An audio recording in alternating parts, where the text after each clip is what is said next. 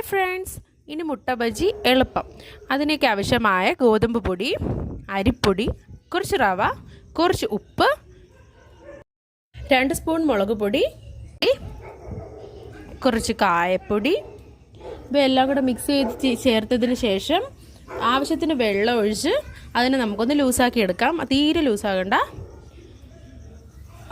Just ഒന്ന് mix ചെയ്യുക. അതിനുശേഷം മുട്ട പുഴുങ്ങി ഞാൻ തൊലി കളഞ്ഞ് വെച്ചിട്ടുണ്ട്. അപ്പോൾ അതിനെ മുക്കി നമുക്ക് പൊരിച്ച് വറുത്ത് കോരിയെടുക്കാം. നല്ല ടേസ്റ്റാണ്, പെട്ടെന്ന് തയ്യാറാക്കി എടുക്കാം. ഓരോന്നോരോന്നായിട്ട് എണ്ണ പെറുക്കി എടുത്തു. നല്ല തിളച്ച എണ്ണയിലേക്ക് ഇട്ട് നമുക്ക് അങ്ങോട്ടും ഇങ്ങോട്ടും തിരിച്ചു മറിച്ചിട്ട് നമുക്ക് കോരിയെടുക്കാം.